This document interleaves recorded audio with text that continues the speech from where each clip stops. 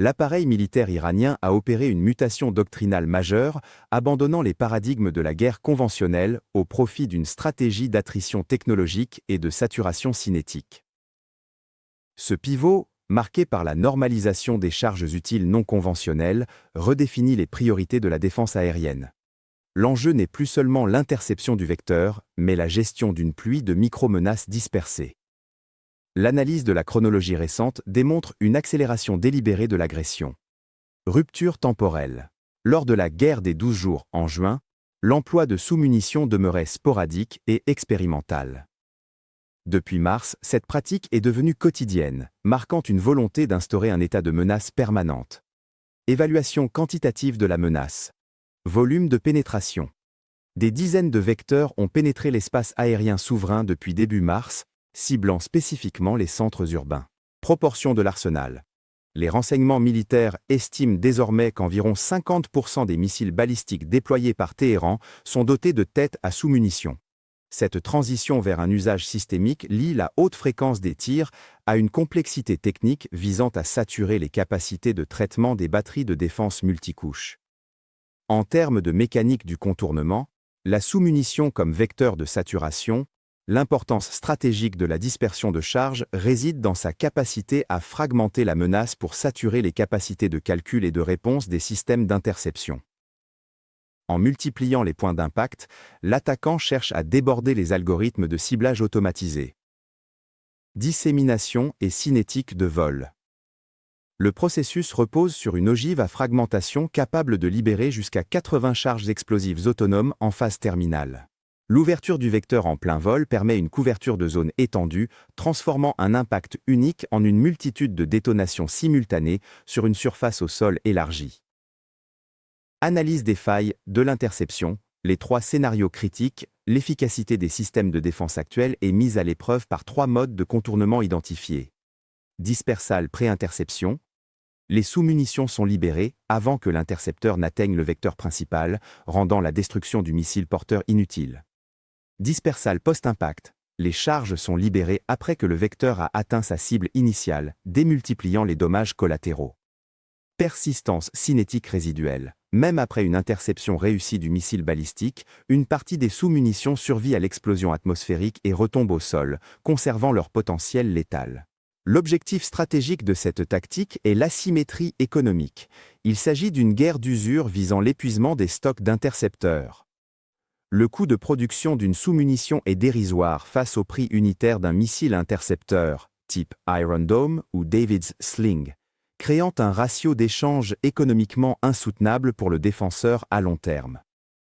Cette incapacité à garantir une neutralisation totale déplace la menace de la sphère purement technique vers une crise de sécurité civile et de résilience sociétale.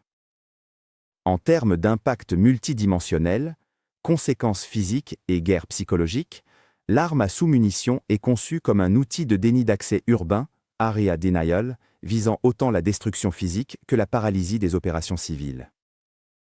Analyse des traumatismes cliniques. Les services hospitaliers en zone urbaine rapportent des pathologies traumatiques complexes, distinctes des plaies de guerre conventionnelles. Microperforations multiples, causées par des fragments à haute vélocité. Éclats d'obus aléatoires, trajectoires de pénétration imprévisibles rendant l'extraction chirurgicale difficile. Polytraumatisme, atteinte simultanée de plusieurs zones anatomiques par une seule charge dispersée. Facteurs d'angoisse et paralysie de l'activité. Le mécanisme de menace latente, des munitions n'explosant pas à l'impact mais restant actives au sol, transforme les quartiers résidentiels en champs de mines improvisés.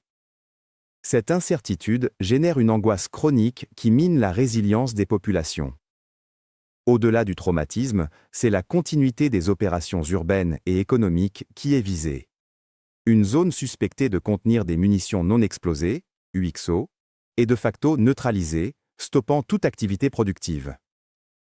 En termes de bilan opérationnel et impasse technique, le succès tactique de la neutralisation des lanceurs par les forces de défense se heurte à la persistance du défi technologique posé par les stocks de munitions déjà produits. Efficacité de la contre-offensive versus persistance du stock. L'armée israélienne a neutralisé plus de 70% des lanceurs de missiles balistiques iraniens. Toutefois, ce succès sur le porteur ne résout pas le problème du contenu. La République islamique maintient une pression constante via ses stocks de sous-munitions, dont la mise en œuvre peut être adaptée à des vecteurs plus rudimentaires ou mobiles. Synthèse des impératifs pour le commandement, neutralisation des lanceurs, réduction du volume de feu mais persistance du stock de munitions, impliquant le passage à une proactivité offensive sur les sites de stockage. Interception du vecteur, arcache, survie possible des charges, retombée de débris létaux impliquant l'intégration systématique du génie, EOD, post-interception. Défense de zone, Iron Dome Sling, AR, saturation cinétique et épuisement des stocks d'intercepteurs s'impliquant une évolution vers une défense à coup dirigé, laser CRAM. Comme synthèse pour les décideurs, l'évolution de la menace balistique iranienne impose un changement de paradigme. La défense aérienne doit muter d'une logique de point defense, protection d'un point contre un vecteur, vers une logique de area remediation, gestion d'une zone contaminée par des micro-menaces. La recommandation stratégique finale est double. 1. Réponse technique. Accélérer le déploiement de systèmes d'interception à énergie dirigée pour briser le ratio d'échange économique défavorable. 2. Réponse opérationnelle. Intégrer la gestion des munitions non explosées, UXO, comme une composante immédiate de la réponse de défense aérienne pour maintenir la continuité des opérations civiles.